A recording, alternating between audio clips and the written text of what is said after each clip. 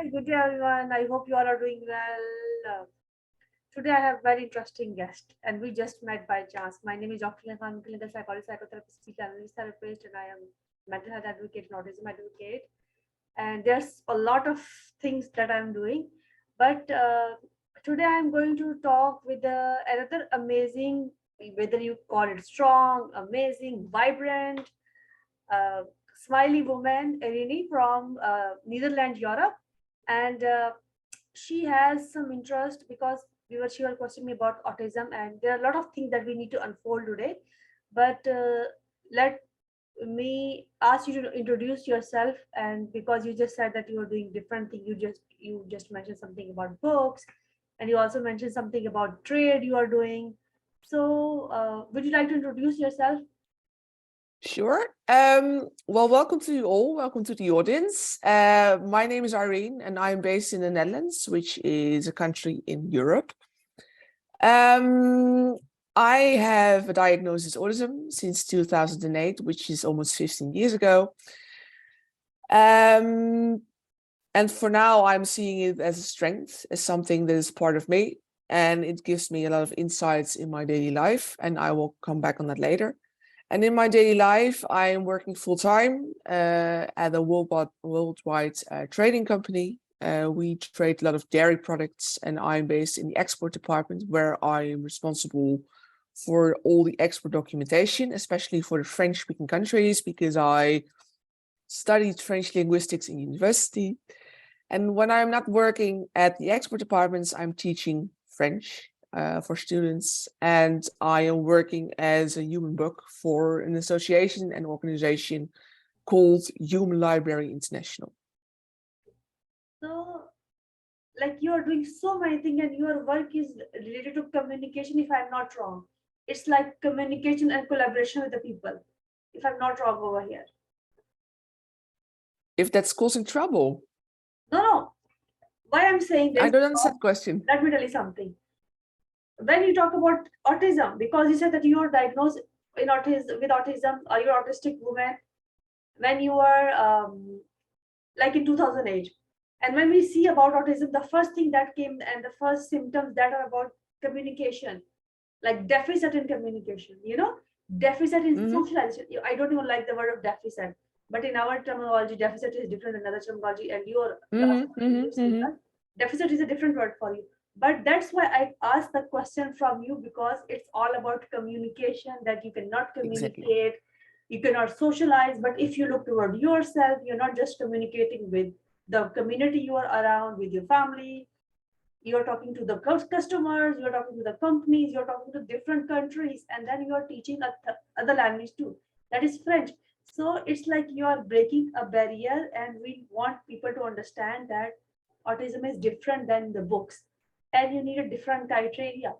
You need to understand that you are talking about behaviors, not talking about the skills that autistic individuals have, especially autistic women have. And women are different than boys, we all know about that, but in a community we know that, but people don't understand that. They think only boy have autism. It's not the reality. So when you find out, because the journey of diagnosis is a little bit difficult, because a lot of individuals that I'm working with, like the ND community that I'm working with, they came to me as a person who have depression or anxiety.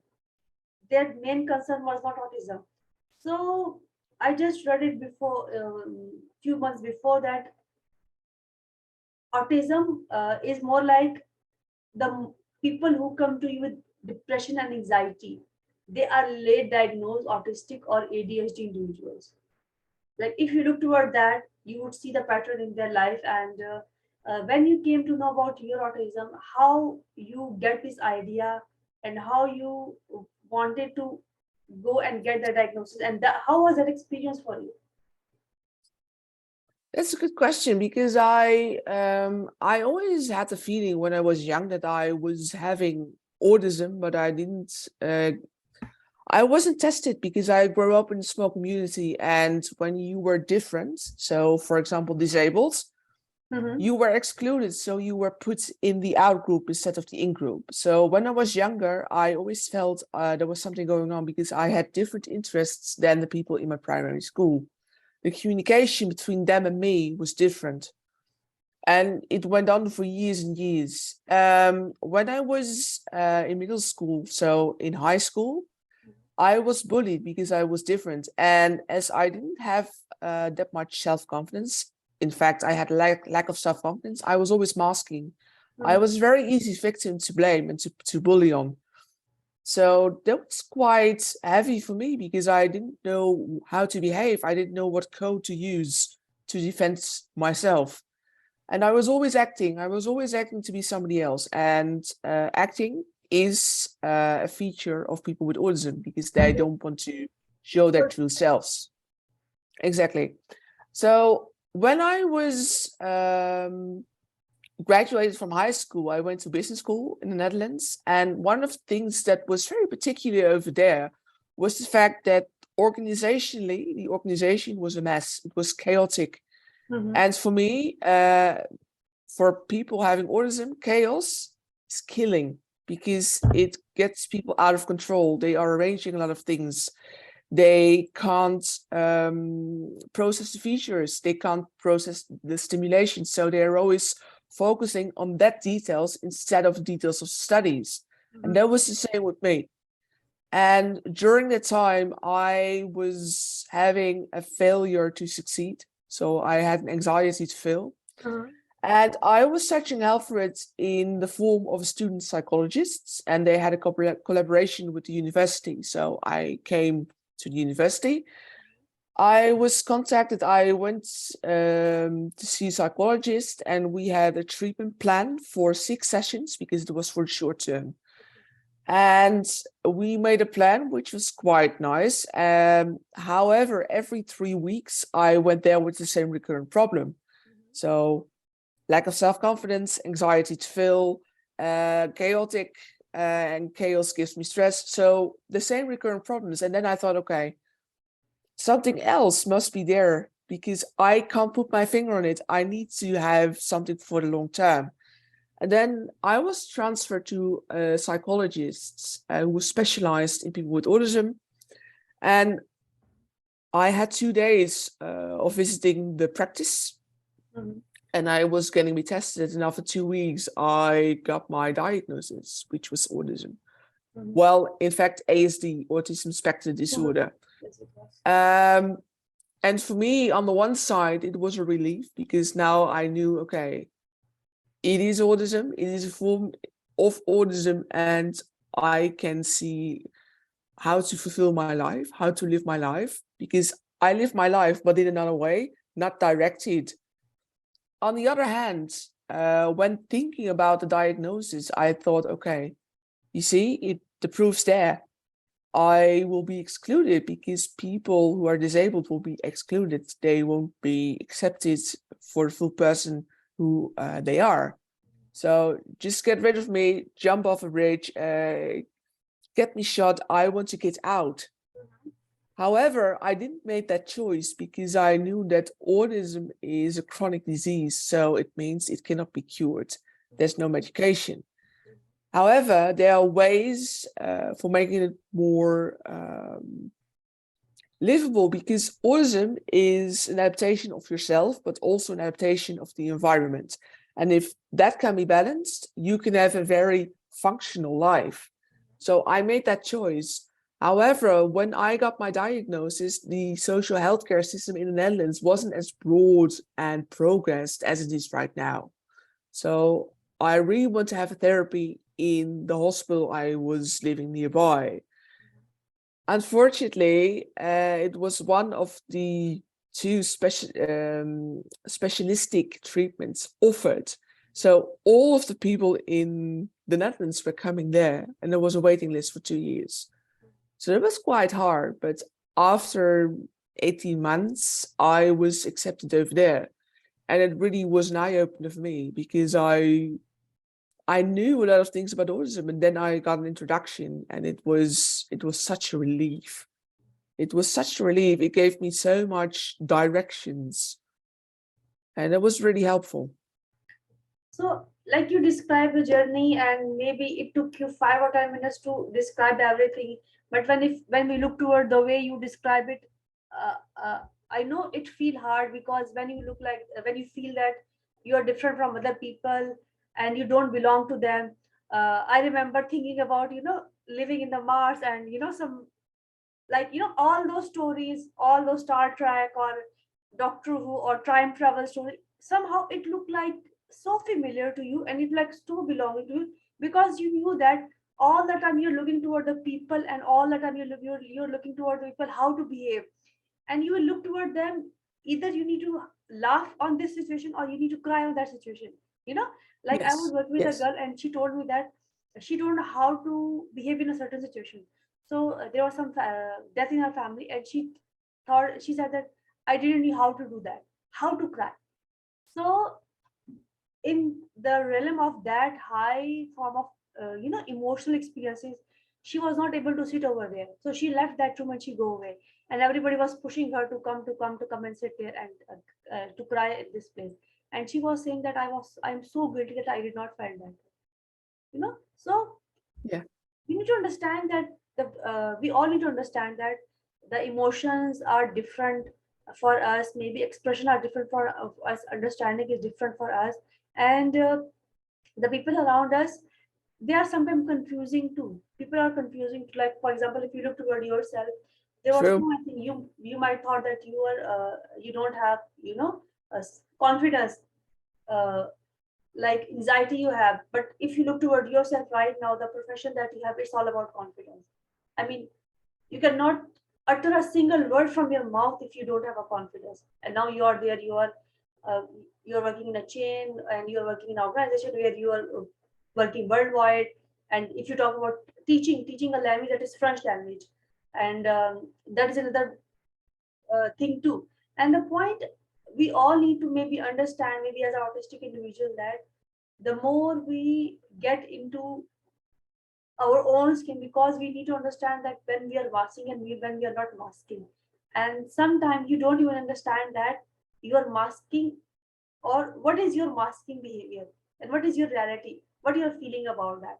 So all those things are difficult, and but eventually you get to that place, like you said, that when you get your diagnosis, it is such a relief, and everybody said so, that when they get this diagnosis, it is a relief for them. And whenever they hear that somebody is trying to change them, somebody is trying to mess up with their genes, mess up with their genome, trying to treat them, imposing medication on them, that's why the autistic community and neurodivergent community are upset about that, and there's no other reason they're upset, but they are upset for that.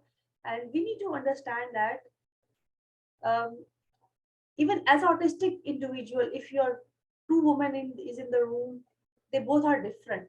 So you will not find two look alike, maybe behave alike autistic. And like I'm working since 2011, and I did not encounter an autistic individual which are look alike. Maybe Mhm. symptoms might be somehow they are identical, but even then the representation of their symptoms is totally different. And that is a challenging thing. That is the understanding that everybody is different, so as neurotypical world is also different. And the more you study about that, the more it get interesting for you, and the more you get thirsty for that. What is more into that, what is amazing about that, what is different things you will encounter, how much talented an autistic individual could be. So that is Yeah. another thing, because if you look toward them, they're autistic. I mean, they're artistic, they're autistic, but they're artistic. They're engineers, they're scientists, they're researchers, and they are doing amazing interventions in the world. So Geniuses. yeah, they're genius, and there's no doubt about that. And if you look toward yourself, because we talk about interest, like special interest, maybe hyperfixation. What is your special interest? I speak a lot of languages. Okay. I'm a language person. Same as So I Tanya, speak she's Dutch. also speak a lot of languages, by the way. She's also I moving in speak the regions. I speak Dutch, English, German, French, Italian, and Spanish. And I'm starting to learn Swedish because my parents have a second home over there. So I really love languages, and next to languages, I'm doing a lot of sports. I love dancing. Okay. So it's like, it's more like you're going toward communication side, because Yeah, the dancing is the communication of the body, the body. that you're It's body communicating with the language. body, and it's more like alignment, you know, because if True. you are aligned with yourself, the space around you, the, I don't know what it is called, it is aerodynamic, or I don't know some difficult name for that. Aerodynamics, right? Aerodynamic space around you, how you balance your body, and how because that is interesting thing. We, as Yeah. autistic individual, we already have 8 senses, and one of them is included the body balancing thing and introspection, and some other things also. So um, language and different. So if you look toward the language side, do you think that because that was the reason I speak about communication deficit, because that is the word used in books or articles wherever you go. Do you think that it is going to define you, that you cannot communicate, you cannot socialize? How does you see, if we look toward just two traits in you, about this communication side and this expression side?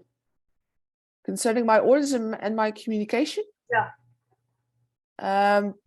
well, for me, it's always been very hard to see social cues, so not reading people. So, for example, I'm having a conversation with you. I can read you very well, and which is fine. However, when I am in network meetings, for example, on my work, or when I was studying, we had a lot of network meetings with my association. I can read people, but sometimes I can't read the people and the body language because it can be very contradictory. It can be a very large contradiction. And for me, it was very exhausting because I was trying to keep the conversation going.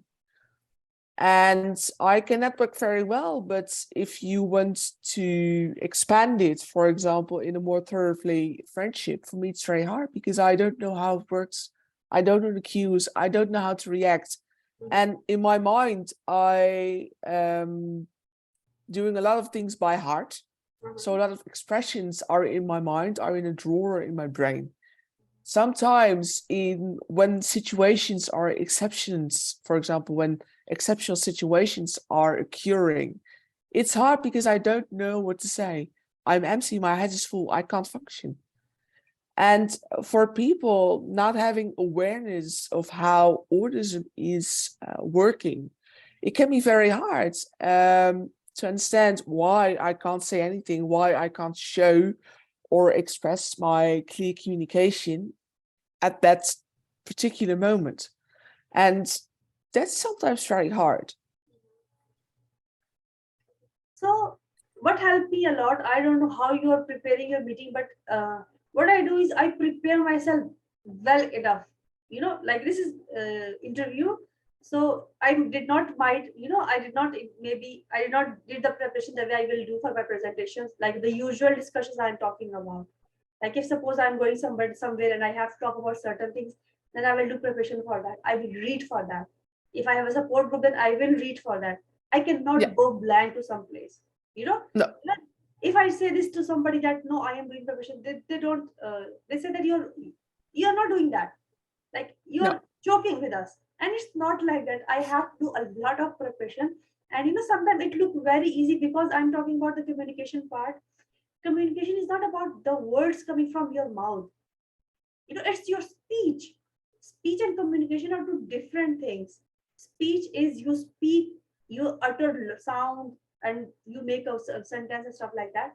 How But when you people talk hear about you. communication, that is a different thing, how you're doing reciprocal communication and how you keep the track of that communication, like Yeah, if you keep the track of me, and the moment if there's a distraction, you're just going to lose the interest, not the interest, but the track of that communication, because of sensory hypersensitivity or hypersensitivity of sounds, noise and other things is going to affect the mood, and going to affect the environment, and going to affect the response from that person too. So if you see that somebody is a little bit hyper, it's not because that person is angry with you, the person might be hyper because of there might be some smell around, in that circumstances. For example, if there's light and light is coming to my eyes, I don't like light, so it is too much for me. Like, I'm just giving Yeah, example. Maybe understand. if it sound, if somebody is crying outside, it would be distracting for me. It will make me uncomfortable to sit in that scenario. But okay, what about you? Like you said that if something unexpected happened, that is somehow anxious and somehow upsetting too. But the field you are working with, it's all about unexpected scenario you have. Like, you don't know what a customer is going to say, you don't know about board meetings, and even if you talk about languages, how you do that, how you keep up with those things, and how you prepare yourself for that. A very good question. Well, I learned during the years because I embraced and accepted my autism in a very large way. So that's quite good, which is fine. You were just talking about preparation. I am preparing a lot of things, and for me, predictability is very important. Sometimes when things cannot be prepared or cannot predicted, it's I will lose my safe space. I will lose my control. One of the things I learned during my autism is empathy. So I know a lot about how empathy works and what it is. Sometimes when there are exceptions, I learned during my treatments in the hospital, one of my therapists and my psychologist said, well, Irene, if something, for example, exceptional happens, just feel the silence, feel the situation, because it can be there. It's not bad. It can be very nice. I can give you an example. We were having a case study, and one of the studies was the fact that the brother-in-law of one of the guys who was in the same treatment as I was, who was having autism as well. His brother-in-law he passed away, and it was 1 year ago. And I could see that he was very sad and he had to cry about it. And I really want to learn how to cope with that situation. But I didn't know how. And that was one of the things I wanted to work on, which was my learning goal. And then the therapist said to me, well, Irene, just feel the situation, because I know you can be hypersensitive. And then just speak about your feeling and see what happens. So that was what I did. I felt the situation. It came to me, the energy, and then I expressed first thing to him, which came up. And it was quite a relief because he was really accepting it. And that was the way for me to cope with it. And that was really helpful because then I thought, okay, it doesn't have to be perfect. It can be there. And it kept me cool. And when there are exceptions, for example, in my work or in the environment of my relatives, I always act some sort of this way. It can be there. It's not bad having a silence, because sometimes being silent can be good too. You were just talking about the feeling that situation, and I will give you the link of the interview that I did with, and he is a amazing actor. I'm talking about Jeremy, and you will find the link of he's autistic, and he was diagnosed at the age of very young when he was first he was diagnosed with ADHD, then he got medication, but the medication was not working for him, so he went for another diagnosis, and it turned out that he's autistic, and he's a stage actor, and he said that I am a lot of things are helping me out because I am living the life of somebody else. So it's like I am living their emotions too. So he said that I was playing a role of a dictator, and this dictator was very angry dictator, and the dictator was the kind of person who did a lot of killing. So I was not able to feel the anger, aggression, and I talked to my director, and my director said that you need to sink into those feelings when you were bullied, when somebody was, you were angry on something, you did not express your anger.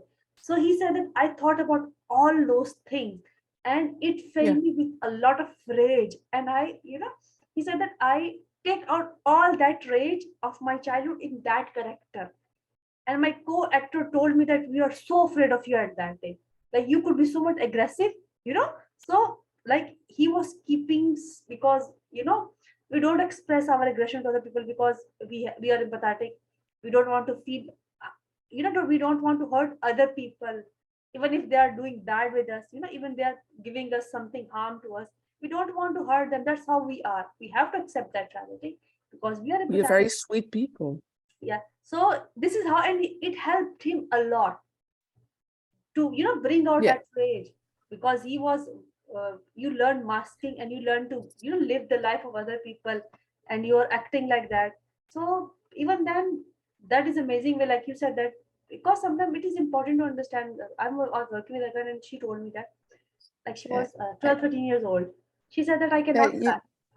you know what's important too, which I really learned in my work and outside of the work, is as autism cannot be seen sometimes from the outside because it is playing a huge role internally. So from in the inside, I really learned to express what I feel and what I need, because when I don't, people don't know how to react. So, for example, I'm working at a large company and we have a lot of departments. And sometimes I get overstimulated and then my head is full. And when my head is full, I need some time to recover because otherwise I can't function in the most optimal way possible. So there was a situation when my manager said, well, Irene, you really need to express what's going on right now because otherwise I can't help you.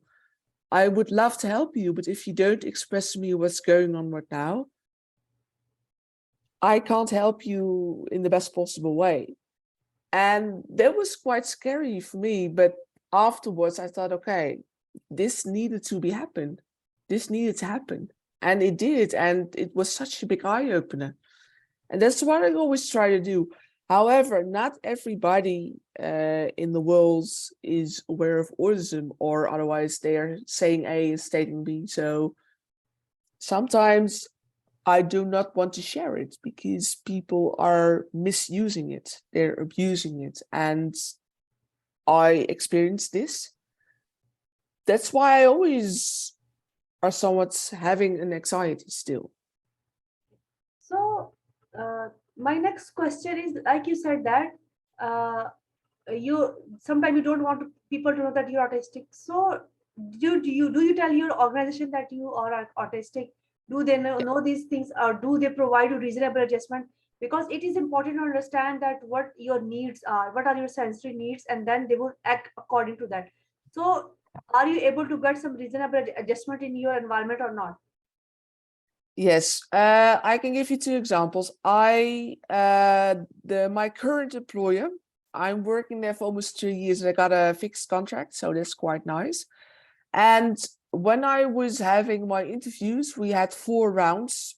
Mhm.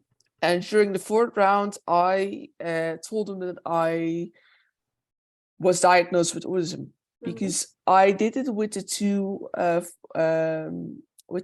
employers before my current employer, and they both fired me because of my autism. So I had already two less positive experiences professionally, and I was very scared by sharing it because I know people were stating A and doing B because they both asked me, what do you need in order to work with your autism to make your work the most functional for you? And I expressed it, and then in the end they fired me because they said to me, because of my autism they couldn't work with me. I wasn't multifunctional enough, or I was socially inactive or socially weird.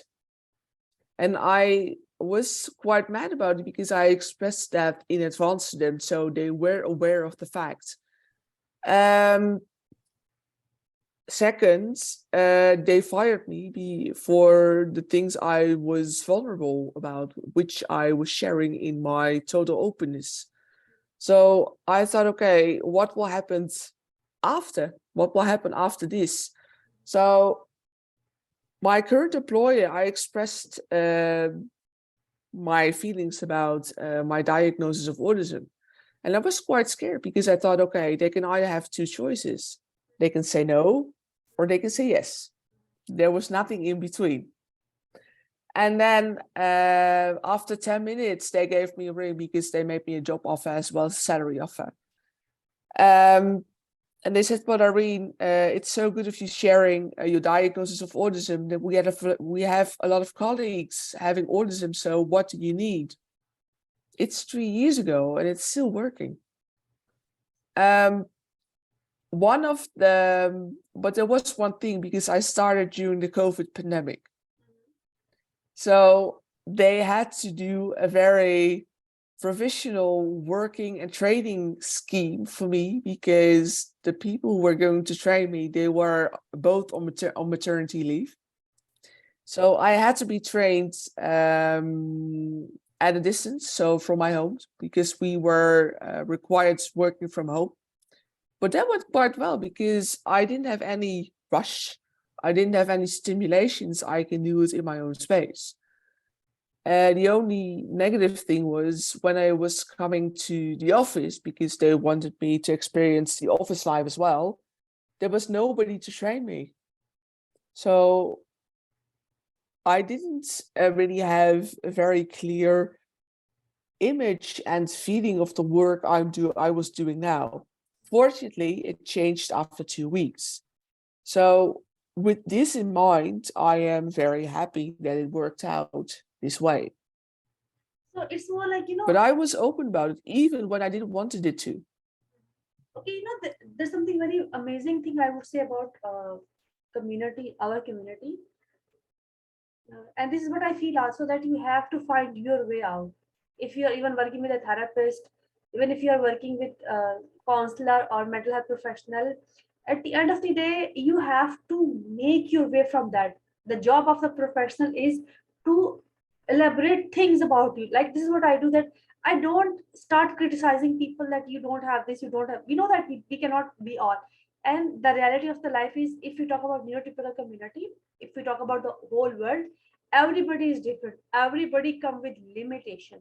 Everybody is not intelligent. Everybody don't have a high IQ. Everybody cannot drive. Everybody cannot cook well.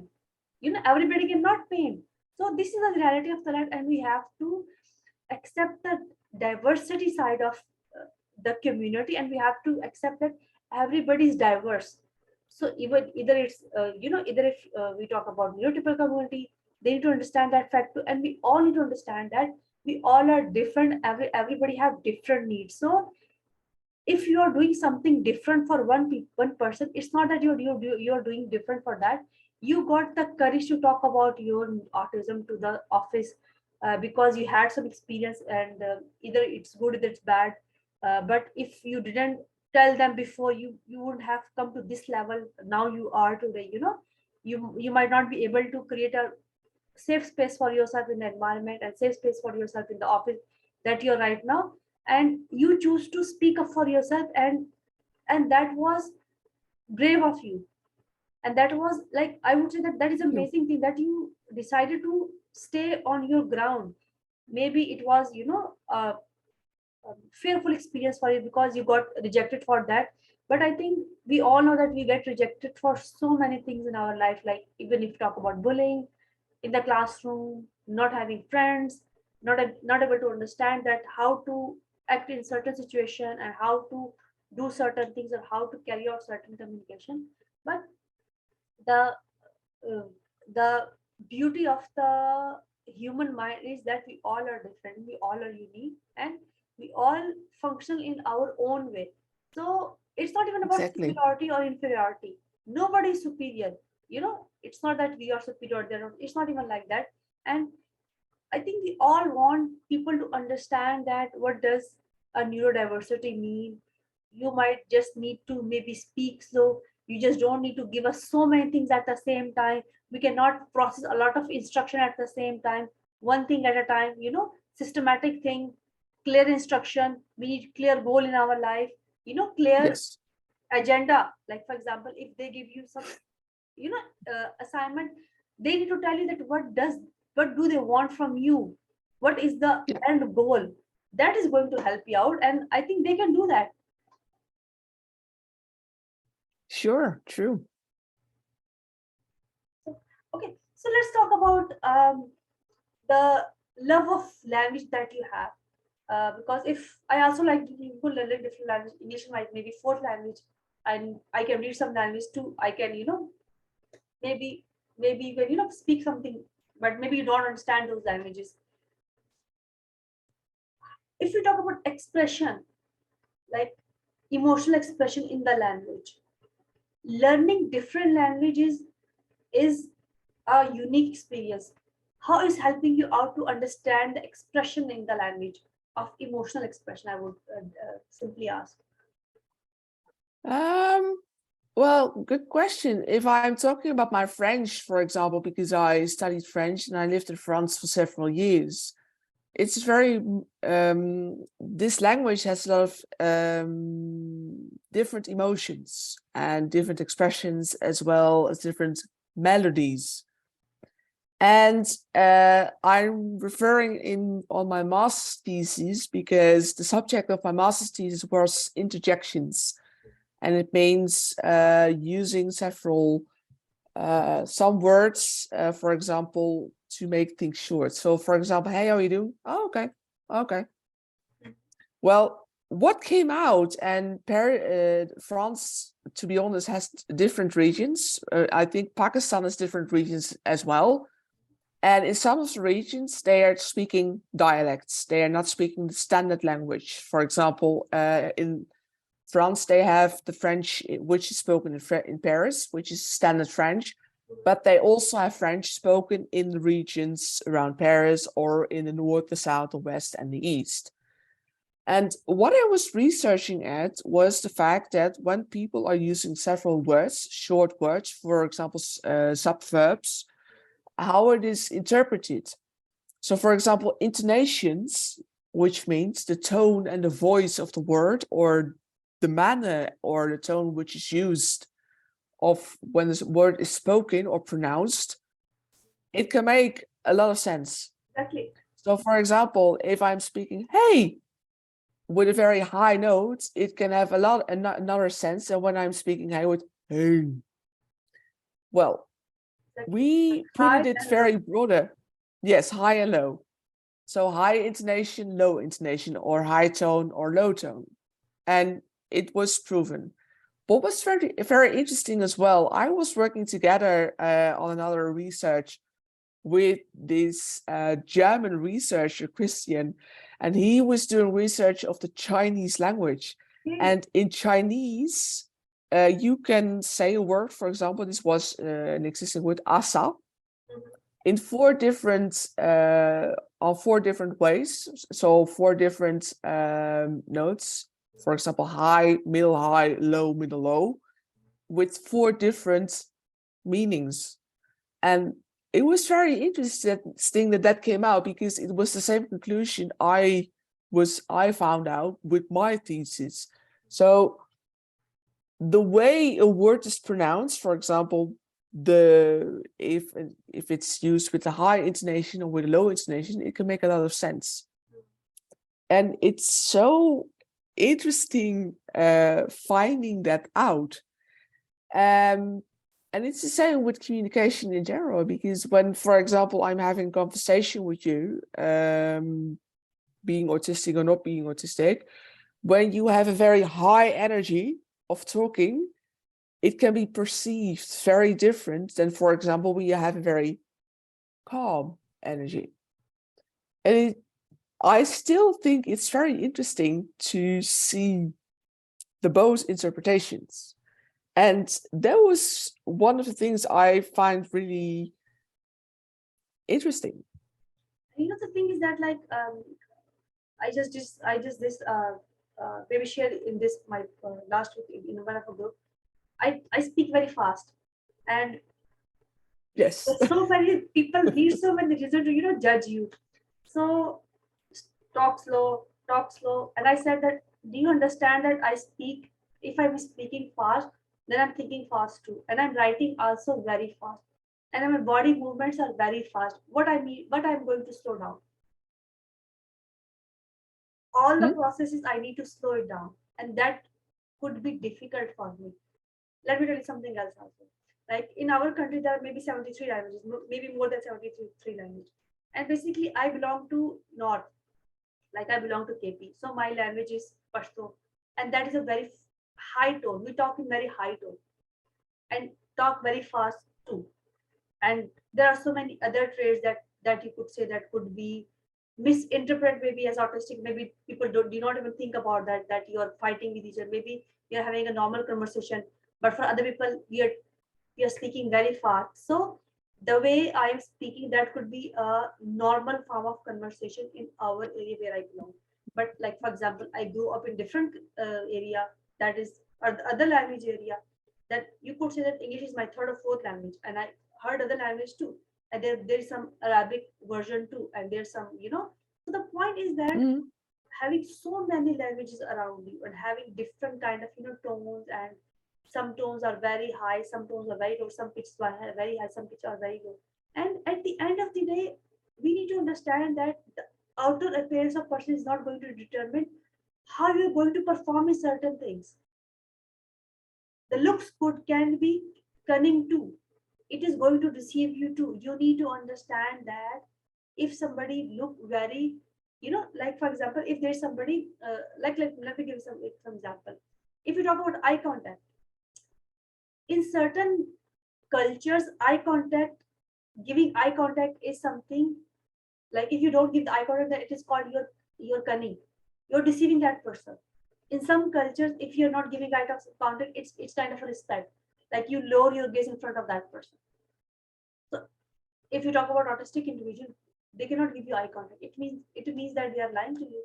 And there are so I many over. incidents happen all over the world where in interrogation, police have been caught autistic individual or ADHD individual just because of these language problem, or just because of these behavior problem, or just because of these gesture problem. Like they would ask you to look at them, or hands up and stuff like that. So we need to understand that the culture that we have built, the way of communicating to other people, it is not necessary that it is that way. For example, if you talk about no have so many different contexts, but it is very difficult for autistic individual to understand no all the time. No, like what? No, if I say that you want to eat something, you said no. You want to wear this dress, you said no. These are two different situations. That is confusing situation. Exactly. So it means that I need to say no to everything. And if you talk about autistic community, they can get melt down on the word of no if you tell them no. And there are so many examples of them, of this of this experience too. So it is kind of a different thing, because like you said that uh, expression, emotional expression, voice tone, because there's even an interesting fact about crying too. Crying is also melodious, and crying have also variation. And you can understand if you are a mother, or if I don't know that much about you, but I'm just saying that a mother can judge that the child why the child is crying. The child is hungry, the child is happy, the child is scared. So it means that everything is communication.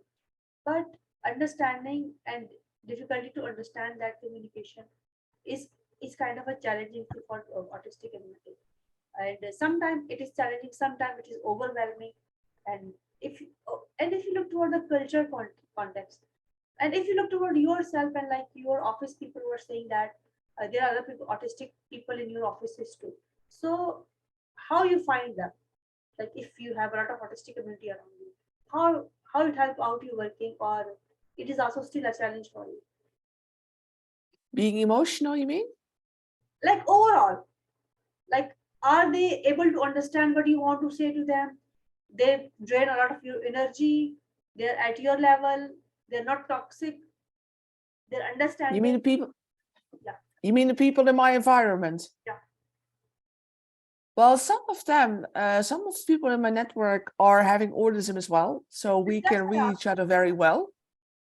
And some of my friends are either having autism or relatives with autism, so we can read each other very well. However, in my work environment, there are colleagues who are not aware of autism, and sometimes I have to mask because they don't give me that positive energy. They are very taking away a lot of my energy. So I'm always being aware or thinking about, okay, how to communicate with them, how to express myself in order to be clear and not to be being interpreted as weird. Fortunately, there are just a few. All the other people are aware of it and they know how to communicate with me. Just clear things, clear ways. But sometimes with my family, it can be very hard because they don't, in some way, they know how to communicate, but in the other way, it's still hard for them. But we are managing it. That's quite nice. So the task that they gave you, uh, it is easy for you to you know, like tell them because you know how you're going to work along that task, or sometimes it get difficult for you because if you talk about marketing, supply chain, or dealing customer on daily basis, and even if you have to sell some product to the people every day, there's a new person, like you have to deal maybe on daily basis new people, and new means anxiety mean meltdowns. How you deal those things, that is a tricky part. That's true. Good question. However, when there are new people coming in my work environment, so for example, new colleagues, this is pronounced 1 week in advance, so I can be prepared. And that's what makes it very workable. However, sometimes there are still situations which are, I don't know what in English, but it's called ad hoc, which situations that happen spontaneously. And for me, that's still one of the things I cannot really cope with because I don't have any preparations. I don't know how to react, and I don't know how to function then because I didn't have any preparation time. So I have to be in a moment. I have to feel, okay, what needs to happen right now. That's still a challenge. Because novelty is challenge, but I know at the end of the day you're going to get that because that's how. And this is, and the point is that I just get to realize that thing, that the problems that we have, everybody have those problems. This just the intensity is different. Like anxiety is something everybody can feel. Like nobody is anxiety prone. Everybody could have those anxiety. And if you talk about even emotional instability, emotional dysregulation, everybody could have those. And if you talk about even executive function, dysfunctional, they can also get into those things. So if you are like sitting in office and like you have a hard day and you're at the urge of meltdown, are you able to read your body that you're having a meltdown or not? Because that is also important to understand, because if you don't understand that you're going to get a meltdown and that meltdown is going to drain you for a week. So how you do that? Well, sometimes when I'm feeling I will have a meltdown, I'm going to the copy machine, getting my prints, or going to the toilet, just to be away from my desk and from the office, which is fine, which helps me. And sometimes, because I'm having an autism coach, I send her a text and she gives me a ring. And then after 5 minutes, it's okay. So I can go back and start from the beginning because my head is empty. So I'm getting away from my desks. I will get me some coffee, get my prints, or go to the toilet. And stepping away from it is thinking about it, and then okay, if does it really have the high priority? No? Okay, then skip it and continue. I think with the like somehow you find the way, you find your way out of that meltdown. There are Yeah. shutdowns too. But we are talking, our conversation is more like we talked about your office environment. What about your home environment? You just mentioned that sometimes your family understands, sometimes your family don't understand it. How things are for you at home, because home is sometimes for some people it's a very safe space. For some people it's not a safe space just because of so many reasons, so many discussions we can have on that. But what about you and your home environment? How you do you are you able to unmask yourself at home or not? Is there somebody Yeah, in your mind totally. where you can unmask or not? Like right now, maybe you're not masking. Maybe that's the energy we have. No, no, I don't get the chance to mask with you, which is very fine, which gives me a really safe, which is a very safe space. But my home is my safe space. I can unmask directly. And sometimes when I'm having I'm having a very busy day at work, I'm coming home and then sometimes I get very I'm getting feelings that are quite sometimes depressive, and I think, okay, is this it? Will this happen? Will it ever get along? But that's just for a couple of minutes, and then I'm relaxing. I'm starting cooking or watching TV, and then getting relaxed. I can empty my head. I can unmask, empty my head, and getting my safe space. And that's that. Yeah, that's what I really need. So it's like that. So you find a way to unmask yourself. How much um, energy or how much effort it is required for you to come back to your original self? Not original self, I would say, because when you're unmasking, then you're original. It's not that you're fake when you're masking. I need to clarify those things because people start thinking that you're fake. When you're masking, not you're not fake actually. You're just trying to, you know, um, get into that place. Maybe you want to relate to that place. That's why you do that. Okay, we talk about masking. We did not talk about stimming actually. You just said a little thing about yourself that you like to learn to dance and things like that. That could be a form of stimming too. What about your stimming? What is your stimming? My stimming? Yeah, do you know about stimming? What do you mean with stimming? Okay, stimming I means mean that very broad. stimming are some kind of actions. It could be music, it could be tapping, it could be humming, it could be nodding head, like something like that. Some people have something Which I like. yeah. It could be singing or some actions. And autistic community or autistic individual, maybe ADHD individual do that because when they are not able to find some place, when they're feeling anxious, so they start doing something like that to feel comfortable, to make sense of that environment. Ah, yeah, I see. Well, sometimes when I get home, I am putting on some karaoke tape and I start singing. And it's very nice because I can express myself freely. Nobody's commenting, only myself. It's very nice. And what about office? Like in office you are just sitting still or you're moving around. Well, in the office, I'm always moving around, either getting coffee for myself or my colleagues, or I'm going to visit some other colleagues. And it is very nice. That's my stimming. But those are the colleagues I'm getting along with very well. The So colleagues who gives me energy.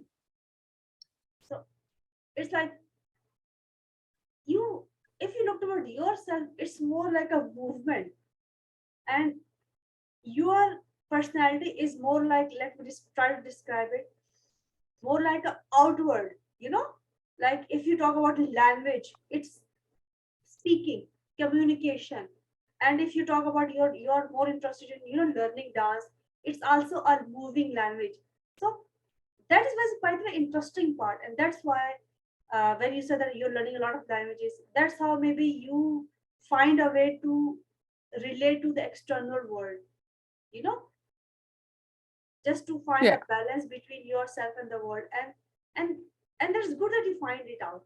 And it might took a lot of time for you to reach to that level, and doing all those things that you are doing. And if you know, sometimes in life there are some dark periods, like when you are totally shut down. how how you come out of those things? What I did with the dark periods? Yeah, like it's not always butterflies in your life, there are bad days. Most of the time maybe we could say that there are bad days. What do you do on those days? Well, last year I had a very dark period because there were a lot of things happening in my family as well as on my work. And it was giving me a very large meltdown. And it was so heavy that I was having plans of getting out of it. I want to get out because I didn't know and I didn't have the how to express it. I didn't feel as if it was mentioned for me as my goal was, my destination was here. However, I found out that there was a way of helping me. So I started a retreat. I went on a retreat trip to Ibiza, which is an island just under Spain.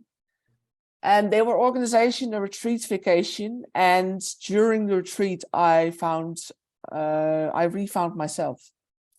Because the people who were training me, my coaches there, we were having a one-on-one coaching, which lasted 1 hour, and they found out that I was so deep in the sea, figuratively. I had to come out because all of the negative energy, all of the negative thoughts, all of the overstimulating for me, which wasn't good for me. So that was my sanctuary. And I found out during the retreat that I was worth living for, and I really needed to find ways in order to make it still more livable. So surround me with positive people, going to see my force again, because autism is a strength and a force. I lost it. Going to believe that everything will be okay for me, and not being positive and not being negative. So I really had to find out how it worked again. It was quite hard, but I got out of it. And I know if I didn't participate in this retreat, I wouldn't be that far as I am right now. So I was very happy and I'm very proud of myself by doing this. Because otherwise I would have really stepped out. Like the thing that you're explaining, like I said to you, that it looked like very easy when you talk about something, and people would call you strong woman, strong woman. The point is that it's not a luxury being a strong person. You have to survive, and there is no other chance to do certain things and to do all those things. Yes. And we all have good days and bad days in our life. Even as a therapist, I would say that we all are human beings, and we all have vulnerabilities in our life, and we all could be weak. But talking about your weakness is not a sign of weakness that you're weak. It does not mean that you're weak. It means that you're able to talk about your problems so that you can come out of those problems. And complaining is not going to give you anything. Negativity about things, you actually need to find a solution for those problems. Like you somehow find it. We all need those places. We all need safe places around us. That safe place means that you are freely exchanging your ideas over there, no matter how controversial Exactly. your ideas are. And the company that you keep, the friends that you have, they are able to listen to you, and they don't judge you over that. They don't start calling you your fool. How you could be so fool? You are so fool. You should have done this. You should have done this, and stuff like that. And they're not actually helping you. And No. they are not helping you at all, and they are not even your friends. Do not call them your friends. You can have other people, and you will find, there's a lot of online help too. There are a lot of support group that you can join. I'm going to a lot of support group, and I'm going to a lot of discussions, and there are so many things around us, and you can find a tribe that is going to listen to you. You just need to reach out to them, and Exactly. and you have to save yourself. Actually, that is the point. Save yourself from Yes. darkness. You're amazing, you're beautiful, you're talented, you're unique, you're diverse. So we have to, celebrate neurodiversity. And now I would like to, I have taken a lot of your time already, and we can, talk about that for days and days and days without, be quiet about that. But now I would like you to give some message and to conclude the whole discussion. Then I will thank you for coming to my podcast. And what message you would like to give? What I really want to share with all, you mean with your viewers? Yeah.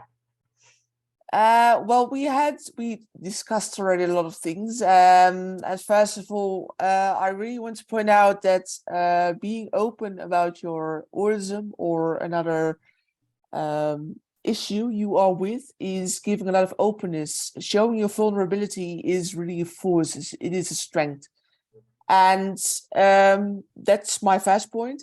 As second, try to think in possibilities instead of difficulties, because there's so much more possible than you think.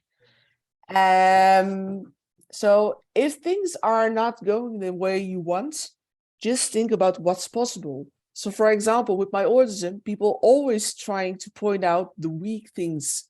I'm trying to point out the positive things, so the talents and the things are going quite well and the things I'm very good in. And I'm compensating it in order to create a balance. So for example, just look at the things that are very unique, because we are all both unique. You and me, we are unique. People with autism are unique and they are very extraordinary. And always be open about what you're feeling. Because if you don't express it, people can't help you in the best possible way they want. That's what I want to give as a message. But also, being strong doesn't always mean that things are getting very well. It also means you have to face challenges as well as meet challenges and seeing negative things in order to continue in a more positive way and continue in your life. That's what really helps me grow, because I wasn't given this. I had to fight for it, and it really makes me happy that I came that far by facing all of these dark stages in order to continue to the more nice stages. So think in possibilities instead of difficulties. That's what really makes you grow. And over here, I would just like to give you, maybe not just you, because you already get this idea and you are taking, like, you are saving yourself basically. Like when you go to the other thing, that you just start doing certain things and you just take out of time, go away from your desk and shut down yourself so that you recharge yourself and you come back. If you're, like you said, that you're just sharing people, you need to understand that whom you're talking to. Find a place which is safe space for you. You will get that safe place. Find out who is your real friend and find out that who is going to listen to you. If it is confusing for you, who is my real friend, it could be a Yes. person whom you can talk at any time about anything without giving a second thought. And that person is happy when you are happy, and that person is crying when you are crying, and that person is going to understand you and listen to you without any kind of judgment. That is your safe place, and find out that place and talk to those people and communicate your problems to them, communicate your problems and issues with those people. And at the end, like, we all need some form of professional help. Go for that too. That is going to help you out a lot, even if it is a form of coaching, some form of support group. You will get support group also. And at the end, like you say, that find out what you can do. It could be anything. It could be singing, it could be dancing, it could be art. And make yourself useful to that, other than maybe your profession. Try doing those things, and it is going to help you out to understand yourself more. And it would be a way of, another form of expression for you, and that's what is going to make you unique. So thank you so much for coming to us today, and thank you so much giving for the time. Like you said, that yes, we talk little about, but we have to left something for our next meeting, you know, so that we find a way to meet again. Yeah, it would be very nice. Well, thank you too. It was very valuable, and I feel very grateful working with you on this. Thank you. So we will just try to find a way to work with each other, and you know, maybe it's a form of group, whatever we are going to plan. We will find it out. I know we will, because we both are, like, we all are amazing people. I know that. We all are We amazing. are. We Thank are you. amazing human beings. So thank you so much for your time. See you in the next very soon again. Thank you. Bye. Bye.